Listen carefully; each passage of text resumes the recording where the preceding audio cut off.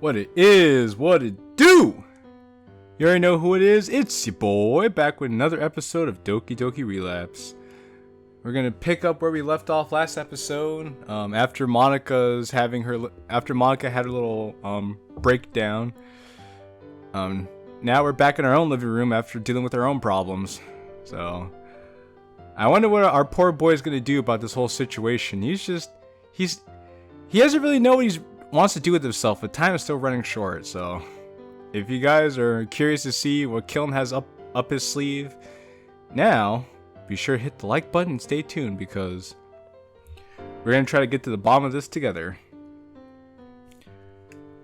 The feeling of numbness is transferred from my body to my mind. As I begin to take in the world around me, I realize that it has grown dark. How long have I been sitting here? Too long. My eyes burn as I blink for what I think is the first time in a while. I don't feel as glum as before, but I can't say I'm Mr. Brightside either. Or Mr. Blue Sky. Knowing about Yuri's cutting is a good thing.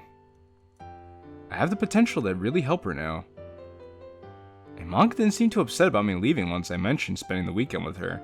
Well, yeah, that's true. But Monica did feel some type of way about you leaving her. Don't get it twisted. But then there's Sayori. She'll just lie about it if I text her. I'll just have to try and find a way to bring it up in the morning. Assuming she even shows up. I'd feel bothered by this thought if I hadn't just completed a mental triathlon. My ass and back feel sore as I stand up from the couch. I need some air. I look around for a while as I enter the front hall before I realize I'm still wearing my shoes. This also means I'm still in my uniform, but I cease to care. It's not like anyone's gonna see me anyways. I make sure to accidentally bump into the door frame on my way out.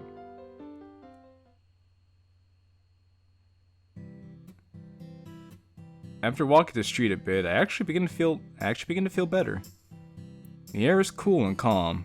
The moonlight bounces off the sidewalk and street.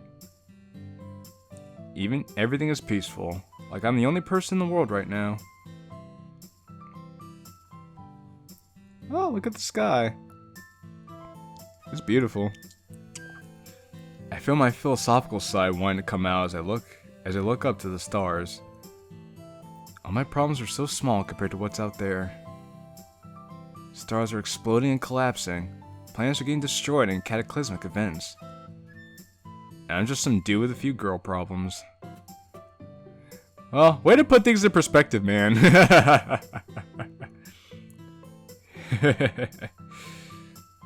I find myself laughing genuinely for the first time in what seems like forever. As I return my attention to the street, I feel a confidence that I hadn't felt since Tuesday. I felt like I was invincible back then. Like I could do anything I wanted. But then again, I did have a bit of a god complex going. But maybe I was right to feel that way. Something brought me back and gave me a second chance to make things right. Why send me back if I didn't have the power to change anything? If there really is some guardian angel looking out for my friends, thank you. I whisper these words into the air with a smile on my face. JQilin. That voice. It sounds like Sayori. I figured it would be Sayori. Oh, hey Sayori. I didn't expect to see you out here. She looks kind of down. I'm guessing that Monica thing is still bothering her. I could say the same. What brings you out so late? I was just getting some fresh air is all. I guess we could chalk it up to another thing we have in common. Yeah. It hurts to see her acting this way. I have to help her. Well, since we're both out here, would you like to walk together? No thanks. You look like you didn't want to be bothered. You look like you didn't want to be bothered. Bro, these typos hit different, man. Ah, sorry about that. I was drinking water. Went down the wrong pipe. I glanced at the street and buildings around me. Well, it's a good thing there isn't anyone around to bother me. I smile at Sayori, but she still looks upset. Are you sure? I'm sure that I'm sure. Plus, it always feels strange walking without you, you know? And hey, it'll be a good substitute since we don't have to walk home together from school today. Oh, since we didn't get to walk home from school today. Why'd you bring that up, man? Sorry about that. I'm really not getting through to her, but I can't give up. No harm, no foul. Besides that, it wouldn't be very chivalrous if I let Milady wander the streets at night alone. I'm hoping that my smile would be infectious, but it doesn't look like I'm having much luck. Alright. We begin walking together down the road. However, she isn't walking nearly as close to me as she was this morning. She needs to know that nothing happened between me and Monica. Even if she doesn't believe me, I want to tell her. Hey, JQilin? Yes, Sayori? Why are you still in your uniform? Well, I've been kind of busy today. I guess just never got around to changing. Is it because of Monica? Huh? I knew it! But I didn't expect her to just come out and say it like that. I grabbed Sayori's arm and stopped her from walking. It's okay if you were. She's really pretty and smart. You deserve to be happy. No, I don't. JQilin? People who let their friends hurt the way I've let you hurt. Those people don't deserve happiness. What are you talking about? I know about your depression, Sayori. Why? Why did I just say that? My... Yeah. I've known for a few days now. Though, I don't want to believe it at first. My oldest friend, my little ball of sunshine, suffering alone while I'm just sat in my room ignoring the world around me. You knew when we went to the park. Yeah. That was the day that I found out. But how? You wouldn't believe me if I told you. But that's not important. I'll admit that I invited you to the park because I was worried about you. But I realized that when we were there, that you really are the best part of my life. I meant what I said that day, about how you're the most important thing in the world to me. When you left the club without me today, I knew it was because you saw me with Monica. That's... I should have ran after you, explained that there was nothing between us. Well, yes, but actually no. But that's neither here nor there. Instead, I just told myself you'd be okay and went on. I'm a damn poor servant, and even worse friend. I smiled through my words even though I feel like crumbling. I need to get this off my chest if I'm ever going to really help her. But I need to know, Sayori. Did you truly want something to happen between Monica and me? Of course I thought I did. But after I left, all I could think about was the two of you. And it hurt. It felt like someone was stabbing me in the heart. It's funny though. I guess selfish people deserve to be punished. You're right. We do. But not you, Sayori. For as long as I've known you, you've been the most selfless, most caring person. But I tricked you into joining the literature club. I made you walk home with me. I made you buy me a snack when I knew I couldn't afford it. You know, Sayori, your memory must be slipping in your old age. Huh? If I recall correctly, I wasn't forced to do any of those things. In fact, I'm pretty certain I did them because I wanted to. Not because I was tricked or felt bad, but because I enjoy getting to spend time with you. Nothing makes me happier than being by your side, or seeing you smile after one of my horrible jokes. Listen, I can't claim to be very smart, or that I know the first thing about depression. But I know for sure that you aren't selfish, no matter how hard you want to believe you are. And if you don't want me to care about you, then you're straight out of luck. Because in my eyes, you're worth protecting, no matter the cost. Why? Why do I feel this way? I want to be happy, but I feel so scared. Seeing you talk like this, I'm scared that I... Before she has time to finish, I pull her near and wrap my arms around her. Are you scared that you like me more than I like you? I feel Sayori's arms around me as she begins to sob. Am I actually helping or just digging a hole deeper? That is a very good question. Depends how you handle this. This thought manages to bother me even through my regained confidence. Sayori continues crying into my shoulder as I keep my arms firmly around her. I'd rather fight 100 bears than let go of her right now. This thought leads me to believe that the only reason I'm still sane is because of how stupid I am. Her crying begins to die down to gentle sobs, but she doesn't release her grip on me. I was scared that your hugs would feel cold, but you're so warm.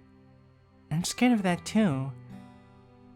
I guess I could try to make my hugs more room temperature from now on. Hearing Sayori giggle makes me so happy my heart feels like it's going to burst. You're so silly, Qilin. Looks like you're finally rubbing off on me. As we begin to let up on the hug, she tightens her grip. Can we just... Of course. We stand together in silence for a few minutes. I can feel her breathing on my neck and her rapid heartbeat against my chest. Do I love her? I regret thinking this as I feel my heart start to speed up. When we were younger, I always loved her in a sisterly way. But now, flirting with Natsuki and Monika was fun and lighthearted. And there was more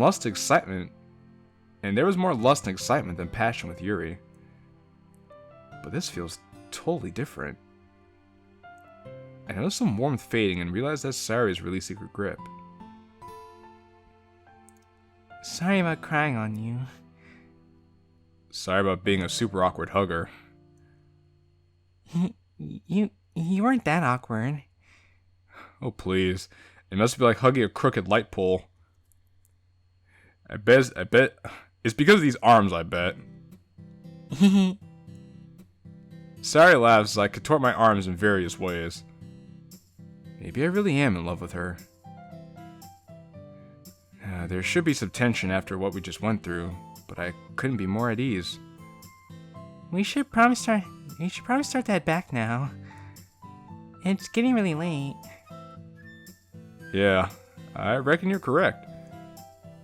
The VP of the Breakfast Club does need her beauty sleep after all. You know it.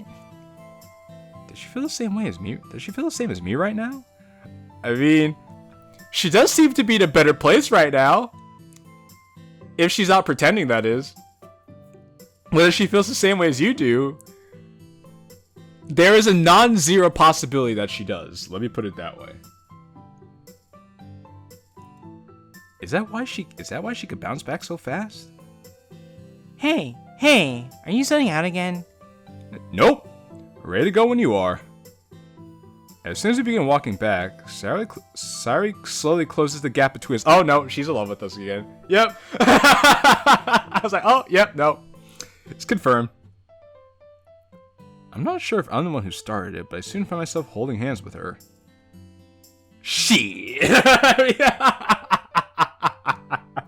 We got to the hand-holding portion of the mod, ladies and gentlemen. We approach her house first. As we get closer, I suddenly feel an urge beginning to overcome me. This isn't like last time. That was protective instinct, more like... It looks like we're here. So it would seem. We both just kind of stand still, not sure of what to do next. The way the moonlight reflects off her. What do I do now? I guess you should be going inside soon. I wouldn't want your parents to get worried. You're right. Even if she says this, neither one of us makes a move. Uh-oh. Uh-oh. I have a sneaking suspicion we're gonna be kissing Sayori. Before you go, I was wondering about your walk with Monica. Poke. This poke at Sayori's forehead feels different from the others. It's like a spark of electricity gets sent through my body as my fingers connect. I quickly withdraw my hand and try to repress my blush. Don't tell me you're worrying about that again. I wasn't worrying, Meanie. I was just curious. Well, Mrs. Curious. All we did was walk to her house together. Nothing more, nothing less. She did try to invite me for coffee though, but I showed restraint. I see. Come on. You don't think I would try to replace my walk home buddy? Not when it's someone as awesome as you. I smile at Sayori, who quickly returns it.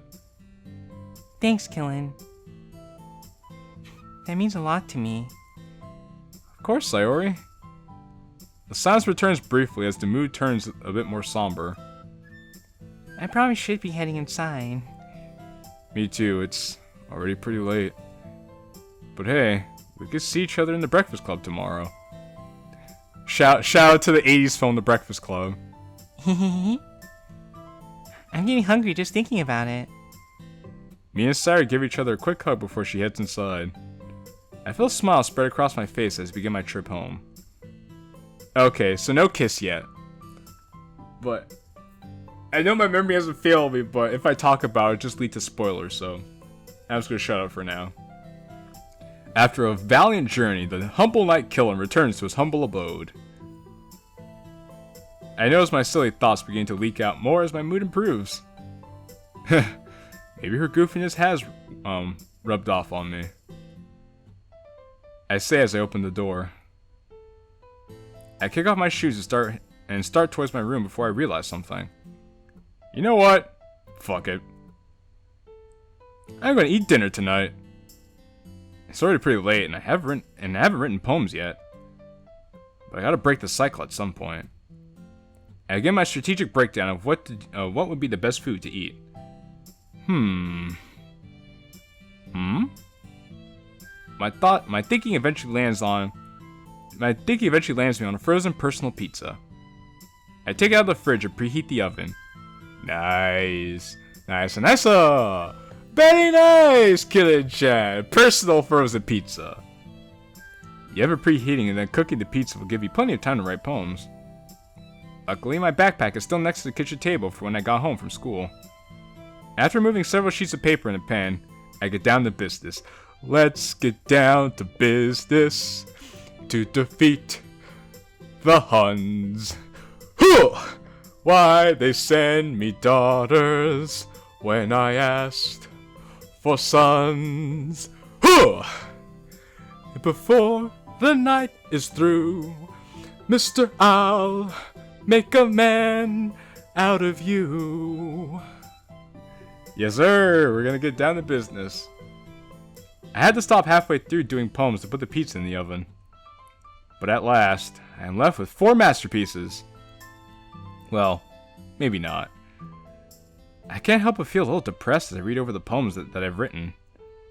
I was in such a good mood when I wrote them. But they still came out just as dark as before. Maybe darker. I try not to think about it as I begin placing them into my folder.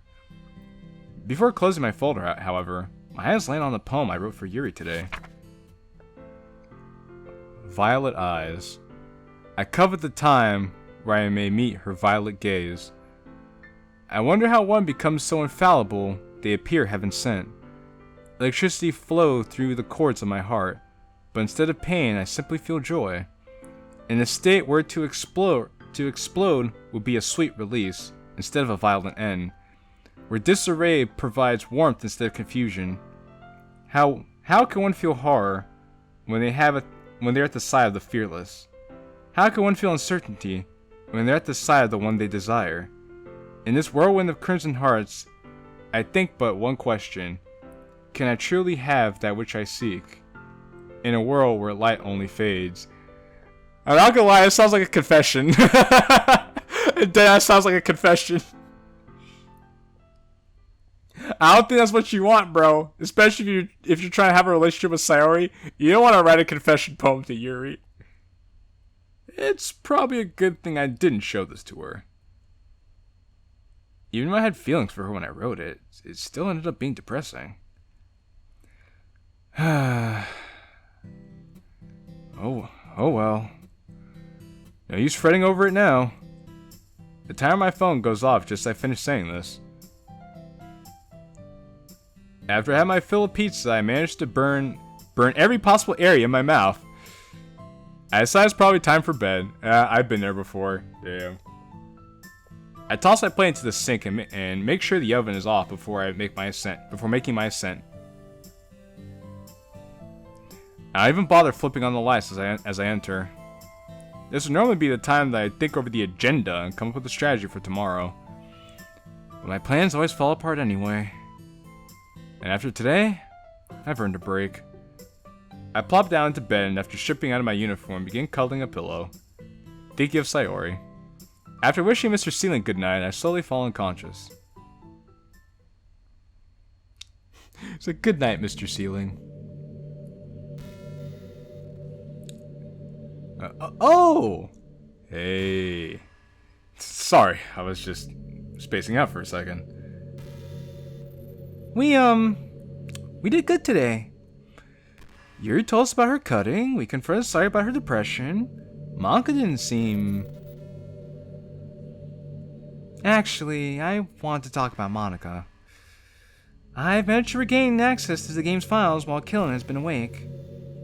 And after looking further into the script, I don't want you to be mad at her.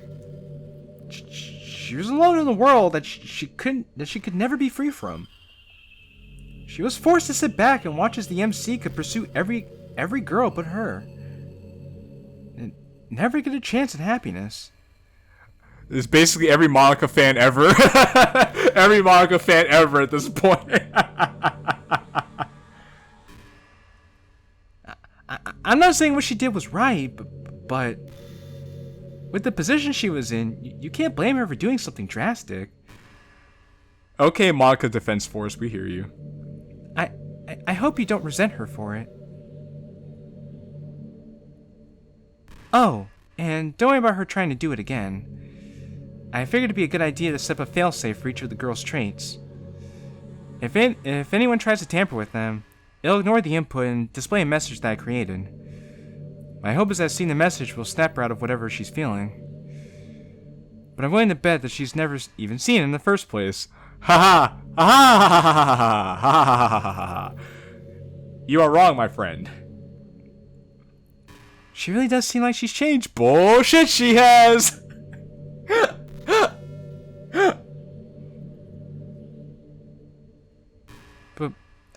But I also did something else while I was tampering with the code before setting up the firewall. Try not to be mad, okay? I increased Yuri's obsessive trait in the morning while I was in there. So he did that to help the MC figure out something was wrong with Yuri. So he technically cheated. I know that sounds terrible, but I expected JQilin to catch on once she was more extreme. Truthfully, I had no idea she would do what she did, but my plan worked. Since I don't possess the ability of the club president, my change to the code was temporary. So even if JQilin hadn't talked to her, she still would return to normal. It was a scummy move, I know. And I'm sorry I didn't tell you about it before doing it. I hope you can forgive me. Well, I mean, it worked out in the end, right? But I mean, do the means justify the end?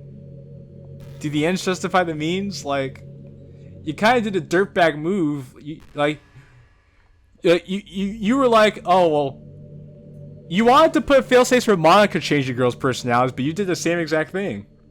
Seems slightly hypocritical on your part, but at least you're aware of that.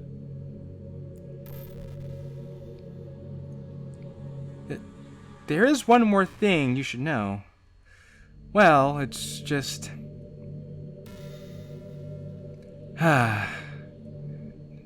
Never mind. It's not that important. I'll bring it up some other time. I don't have anything else to share, so I'll put you back in Qilin. Sorry if he's having any explicit dreams.